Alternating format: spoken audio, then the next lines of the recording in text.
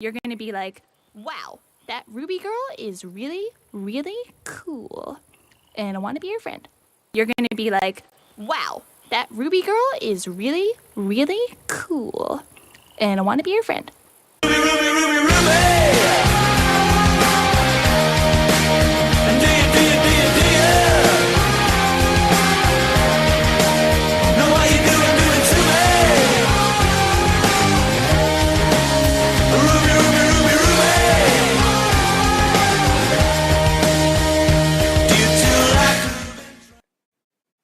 Hey arcaders, it's UberNerd527 here, and welcome once again to RWBY Roundup, the Cartoon Connoisseur Theater MiniCast that's going over episodes of the show RWBY from roosterteeth.com. Now, if you've never watched the show RWBY before, you can go on roosterteeth.com and actually watch the show RWBY, or you can actually go on to YouTube or Netflix and watch the episodes as well.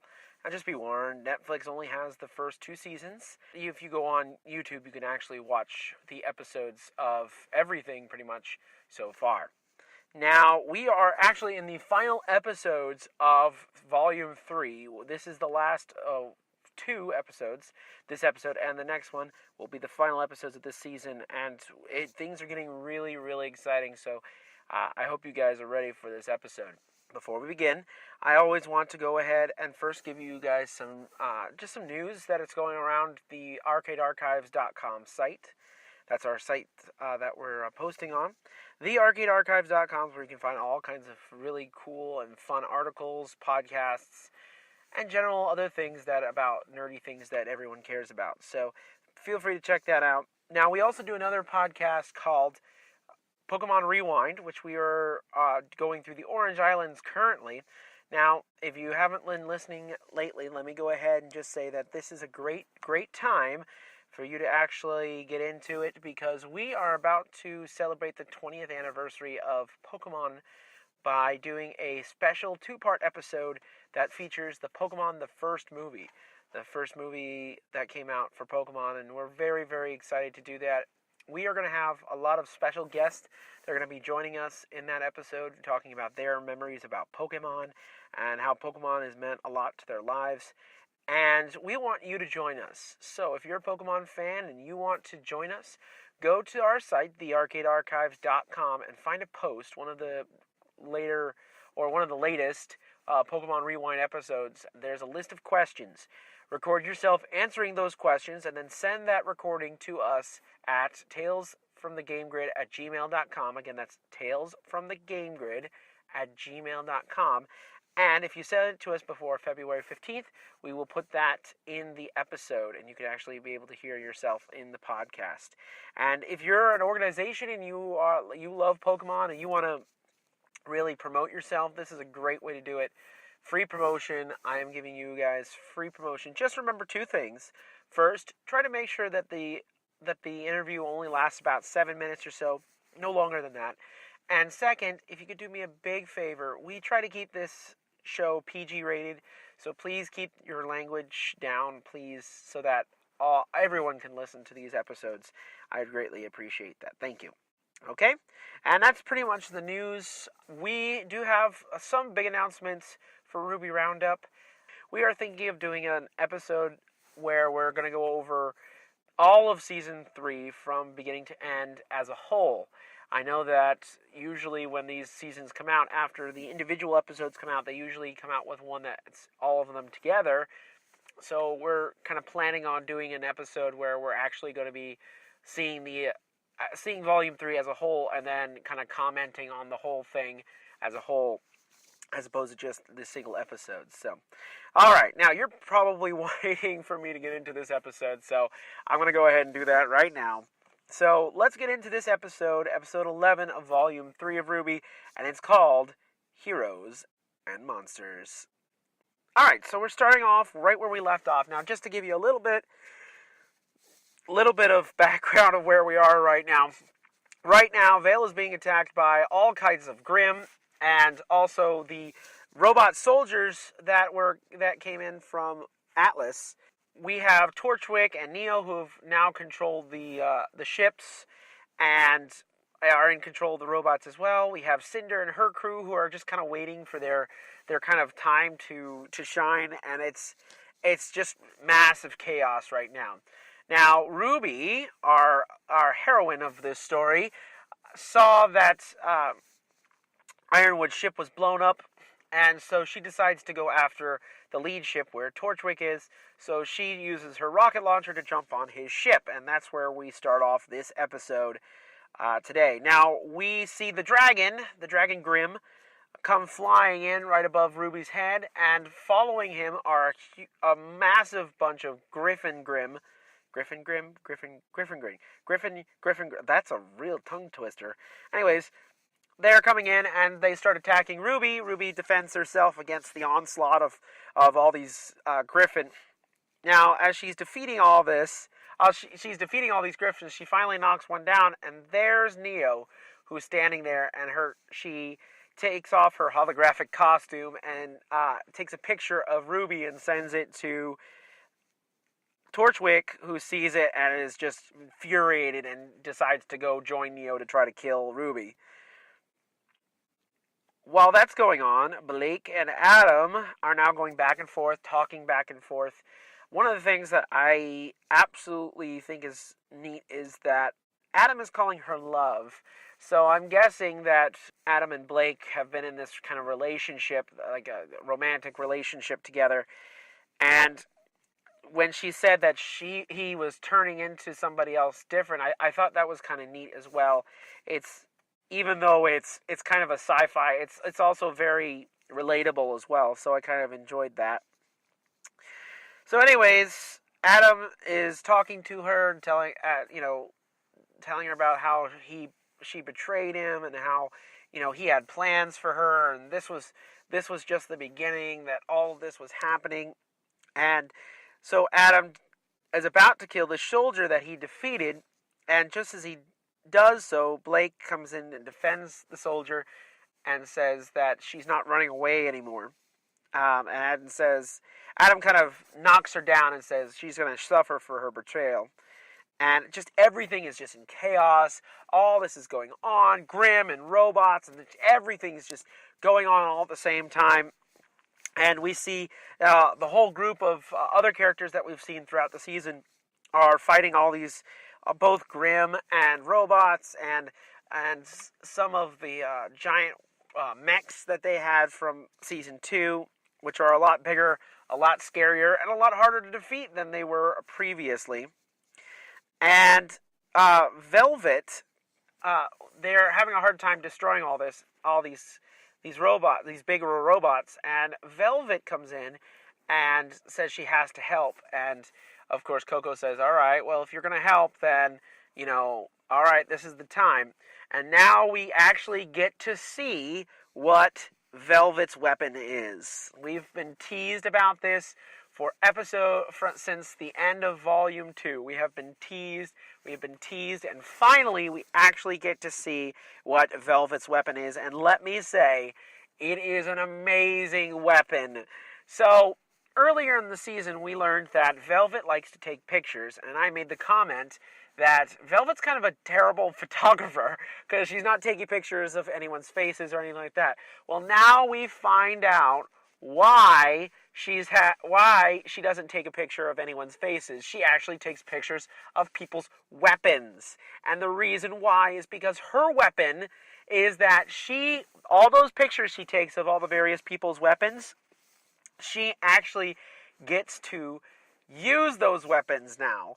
Any picture that she takes with her camera is now transferred to her weapon, and now she is able to use it. And the first weapon she pulls out is, of course, Ruby's scythe, and she even has a moment where it looks very much like it's a callback to the Red trailer back before Season 1, of her just kind of doing this little twist and just kind of slowly opening her eyes as she's about to slice down on somebody. And she just goes to town with everyone's weapon. You see everybody's. You see Ruby's, and then you see Yang's, and then you see Blake's, and then you see Weiss's, and then you see Sun's, and then you see Coco's. She just uses all of them, and she uses them so effortlessly. Now, the one kicker that kind of got me in the feels was when she used Penny's weapon. Oh my gosh, it got me in the feels when she used this, and she used it well, and I just was like, oh my gosh, it's Penny's weapon. So it was really cool to see this all together, and she does a great job of actually almost destroying these giant mech robots. Now, after just a wonderful scene of her fighting these giant mechs, she then finally gets hit by one and knocked over. Now, Weiss sees this and gets enraged, and she goes after the giant mech that hit her. She attacks it, and then behind her, you see this giant glyph. That out of the glyph comes a giant hand with a giant sword attached to it, and the sword comes just as this robot is about to do this attack onto Velvet. Weiss jumps in front of it and blocks the attack and closes her eyes. When she opens it, that giant hand with a giant sword actually has cut right through the mech's body, and it's just absolutely just a wonderful, awesome scene. You get to see Weiss kind of use that power that we talked a little bit about earlier in the season. Alright, now we're into Act 2. This starts off with RWBY, and she's fighting both Neo and Torchwick, and is really just having a hard time of it. I mean, obviously, since Yang had a hard time fighting Neo, I didn't think she'd fare very well either. But she's really having a tough time fighting both of them off. Now, while she's doing this, she's talking to both of them and trying to kind of figure out why in the world is Torchwick trying to do this? Why is he trying to kind of destroy everything? And Torchwick kind of tells her that the reason why he's doing this is because he's more scared of them. He's more scared of getting killed by them than what they're going to do to this world, whatever they're going to do. And so he would rather side with them and do what they want to do than to get killed by them later on. This just keeps going on, and they fight together, and both Neo and Torchwick kind of knock RWBY off the command ship, and RWBY grabs her scythe and kind of, at the last second, saves her from falling down to certain doom. Well, just as this is happening, of course, Neo comes up with her umbrella and kind of points it at her. And Torchwick is kind of gloating over this and kind of says like a final farewell. And as he's doing this, RWBY looks at Neo's umbrella and sees a little button on it. And so she swings over, grabs the umbrella, turns on the button, which then the umbrella opens up and Neo goes flying off the ship. And then she jumps up and starts attacking Torchwick, which they have a fight scene. Now, at first, RWBY has the upper hand because, of course, she surprises him. But then Torchwick starts gaining the upper hand and actually starts beating her senseless, really. Just as he's about to put the finishing touch on this and really kill RWBY, a Grim comes down and actually gobbles up Torchwick, eats him whole, and then starts attacking RWBY. Now, RWBY fights off the Grim, knocks him into the command ship, which blows up the bridge, and then the whole ship starts blowing up. She then starts running off of the ship and grabs her scythe, and then very slowly starts descending down and using her gun part of her scythe to kind of slow her down a little bit, and she lands right on top of a building. And that's it for our heroine, RWBY. Now, Ironwood is helping Crow and Glenda out with their fight, and his uniform has now been torn to shreds, and now you finally get to see kind of Ironwood's kind of secret, I guess.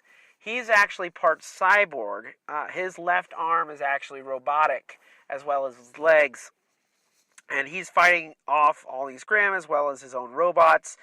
And after all of them are kind of knocked down, Crow pulls out his weapon and extends it into the full scythe, which I was so happy to finally see that scythe finally, and comes after Ironwood. Now, at first we think that Crow is attacking Ironwood, but what happens instead is Crow is actually sees a griffin that's about to attack Ironwood without him knowing.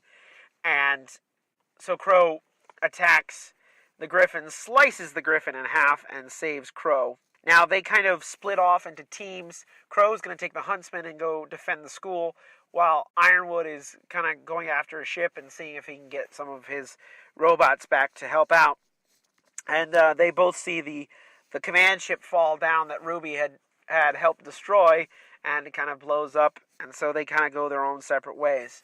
Now, while this is going on, the group of all the characters, all that we've been meeting, is taking a rest from all the fighting, because the robots now, because of the command ship being down, all the robots deactivate, including the giant mechs. So they're taking a quick breather now.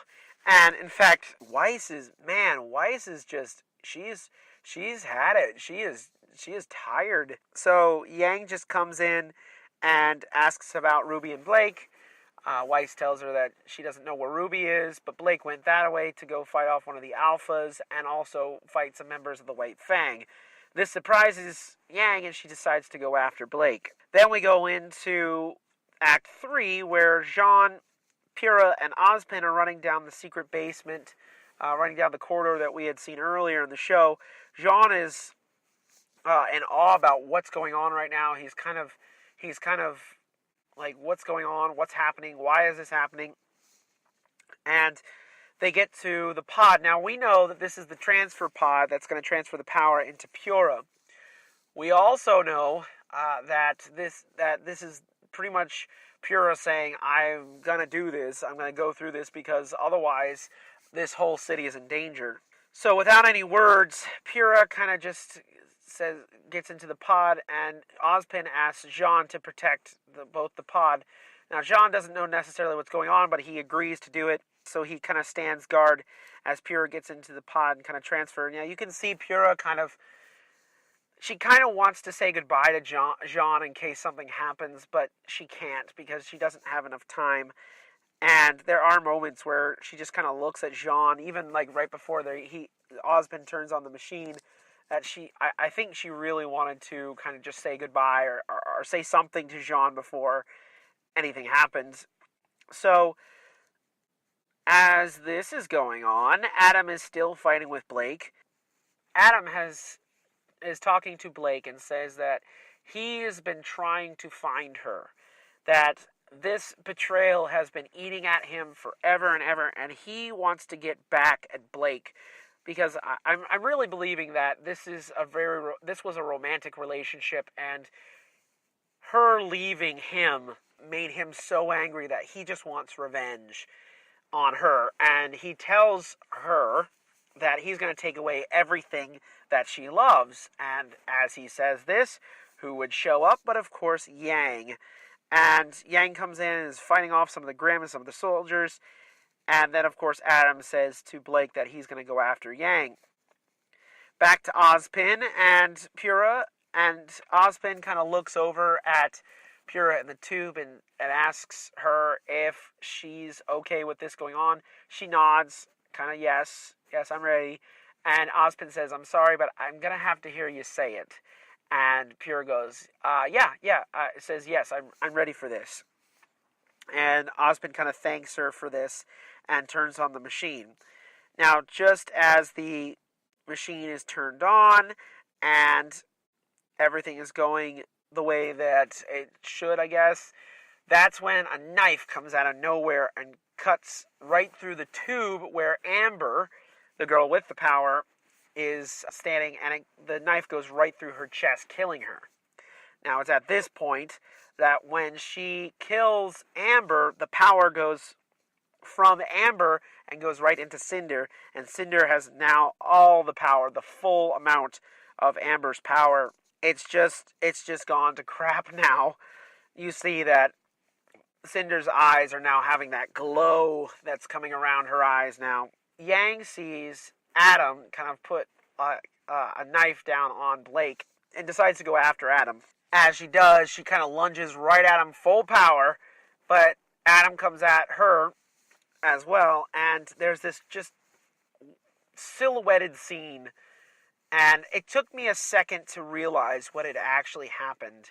And, oh man, it almost brought me to tears, but Adam cut Yang's arm off. You see the kind of like the piece fly off, and you see that Yang does not have an arm anymore. And it's just a scene that just it's just so shocking and so it's so beautifully done, but at the same time it shocks you so much because you're sitting there going, "Oh my gosh, what had just happened?" This reminded me, and I'll probably be talking more about this at the end, but this reminded me so much of the scene in Empire Strikes Back where where Darth Vader cut Luke's hand off. It's just that kind of shock of, oh crap, what had just happened here? So now we come back to Cinder, and she's kind of like glowing now with all this power around her. And Ozpin tells Pura to take Jean and go find anybody, Crow, Ironwood, Glenda, anybody to come help him out. And she goes, well, I would like to stay. I want to help you. And he goes, you would only get in the way. I don't know what this means exactly, but I think Ozpin is about to get serious here, and I'm hoping that maybe in the season finale we actually get to see him fight. Adam is about to go finish off Yang when Blake stops him for a second, and he just kind of stops for 1 second and then continues to swing his sword, and you think he's cut off Blake's head, but you find out that it's actually one of Blake's shadow clones, and just as Adam kind of realizes this, he looks behind him, and Blake is carrying Yang off into another direction. Back to Cinder. Cinder is just kind of watches as Pura and Jean run off, and Ozpin is kind of facing down Cinder. And Cinder, the last things we hear in this episode is Cinder saying that she says, "She was right. You are pretentious, aren't you?" And that's where the episode ends. Whew. Oh man, let me tell you, this episode is so awesome. I really don't have any cons for this episode. This reminds me so much of Empire Strikes Back, it's not even funny. Even to the point where this is the scene, if I could parallel this to Empire, this is the part of Empire where Han has just been in Carbonite. Everyone's trying to escape. Luke is fighting Darth Vader. Everything has just gone to crap. The Empire is winning. Everything is in chaos. The heroes are having a hard time just leaving Cloud City. And that's where this is for RWBY. Everything is just in chaos right now. We don't know how our heroes are going to survive this. We don't know who is actually going to survive, because if this episode taught us anything, we don't know if anyone's going to live or die. If this season has taught us anything, we don't really know who's going to survive this. So it's really great storytelling to really get you excited. And I'm so excited for the season finale, and I'm so excited to where we put the cap on this story. I'm really, really excited to see how all this ends up. And I really don't even have... I know maybe I'm just fanboy gushing. I'm sorry. I'm sorry if I'm fanboy gushing, but I really can't even find fault with this episode. I can't find anything bad about it. I'm trying as hard as I can, even now, right now as I'm recording. I can't think of anything bad about this episode. They did a great job of juggling all these stories. And again, it's very much like Empire Strikes Back. It is very much that tone and that excitement. And now I'm really excited to see what happens in the series finale. Where do we go from here with everything that has just happened?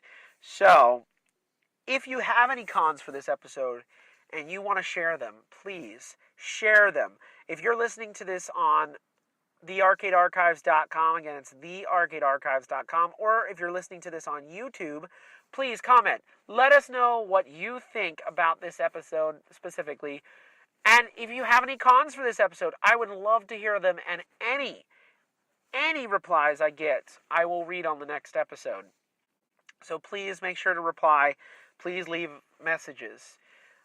As we are going to finish up here, yes, this next week we are going to be going over the season finale of RWBY, and we're very excited to do this. I'm very excited to see where this goes, and I'm very excited to see what happens with the rest of the season and how it continues on from here.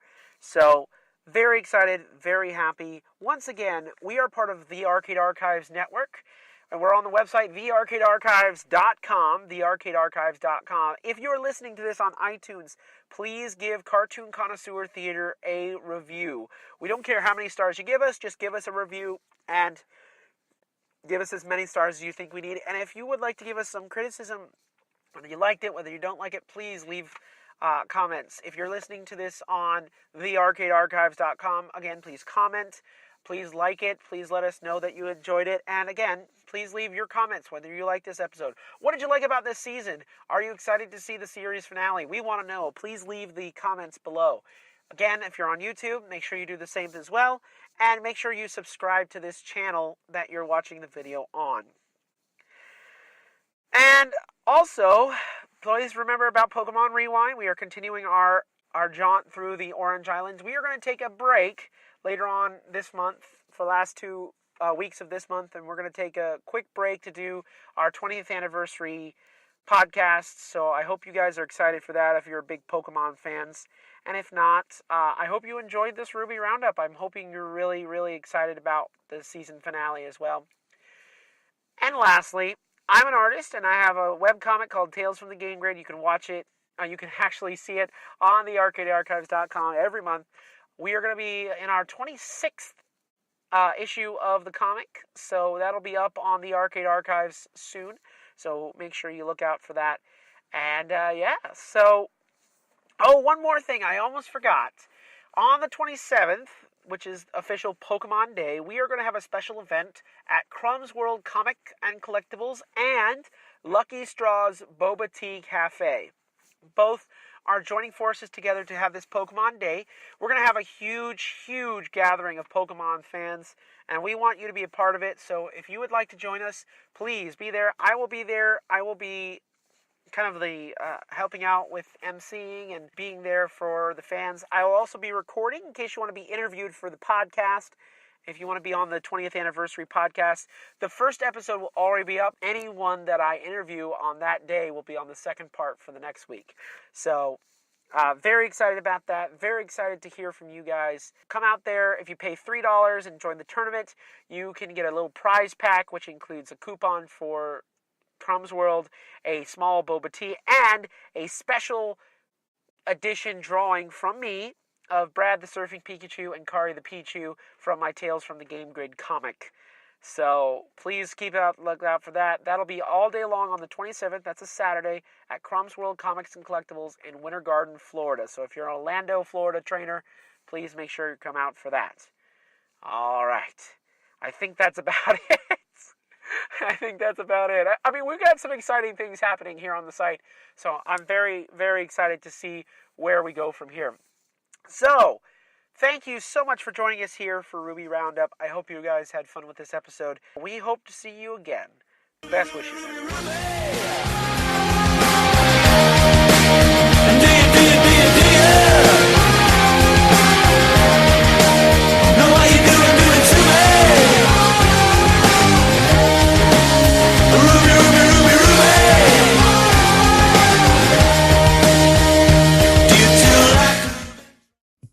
Thank you for joining us for this Arcade Archives Network video. If you like this, please make sure to subscribe to this channel and leave comments below. If you would like more, please go to thearcadearchives.com or zowie.kerpowie.com.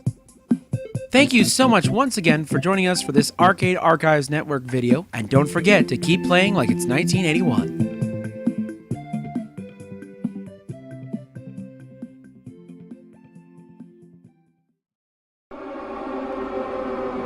Message from headquarters. This is a Rebellion production and is part of the Arcade Archives Network. That is all.